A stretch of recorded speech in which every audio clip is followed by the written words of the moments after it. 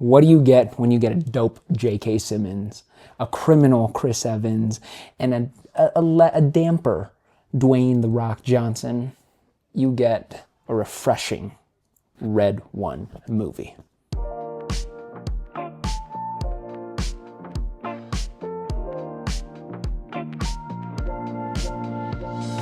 I love this review about it.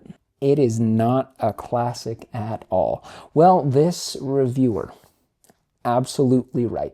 It's obviously not a classic because it came out this year. Duh. That's ridiculous. Why would you consider it a classic if it just came out? You know? But it will be a classic in about 10 years or so. Now, this movie itself was, yes, a little half-baked.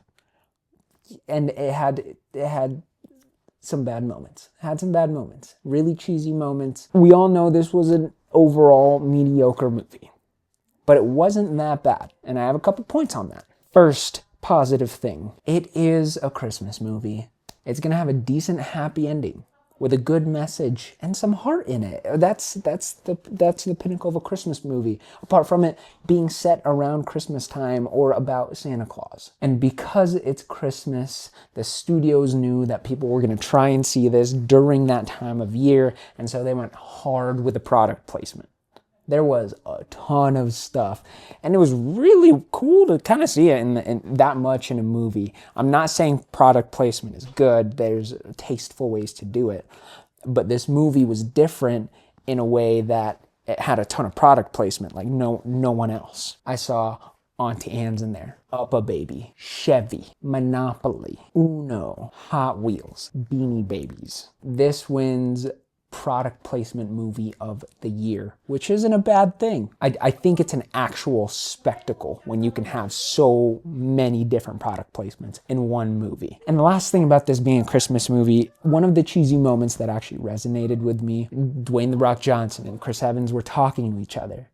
And Dwayne says, "You don't just happen to be in the naughty list. You put yourself there." It was cheesy, but you're right. You know, you kind of put yourself on the naughty list if you're not doing great things and you know you're not doing great things. Second, let's talk about Santa. J.K. Simmons, absolutely refreshing take on Santa. He was super cool, calm. He wasn't a cheesy Santa. He was just, he was cool. In the movie, they also talk about Santa as if he's this huge government secret that, I mean, everyone thinks is fake, but is actually real. And I could definitely see the government doing that. It felt like a pretty legit thing. Think about it. The government being able to just hide a bunch of secrets, like think about the aliens that they've hidden over the years. They definitely have the potential to just make everyone think that Santa's totally fake, but is real. Like, what can the government not do? It's totally plausible that they would be able to escort Santa all around the world. Right? Totally plausible thing that they could be doing right now. Not at this exact moment, but night of Christmas. You can see I still have like that little bit of childhood sparkle in me where I'm like, is Santa fake? I don't know. Side note, does anyone think that Santa's Village also looks a little bit like Gotham in the Arkham series? No? Third thing. There were nice little enjoyable touches that made this a different Christmas movie. Not just a typical one, even though it had those elements, but little tiny different pieces where it was like, oh, they had these cool snowmen, where snowmen in regular Christmas movies are just, huge snowballs. These guys were actual snowmen, just buff homies in the form of snow. They were crazy. Little bit of a strange design. Super masculine. Definitely not needed. No one wanted to see it, but they gave it to the public anyways. And now I'm kind of all for it.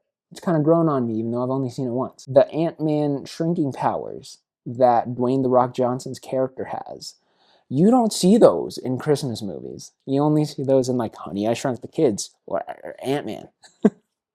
And the mythological aspect of it, I kind of enjoyed. They added a ton of tiny different things, cool little characters like Krampus. They had the Headless Horseman in there. Though just two cool mythological characters that go along with the lore of Santa. Mid-tier movie, but to me, pretty interesting, and I'm optimistic about it.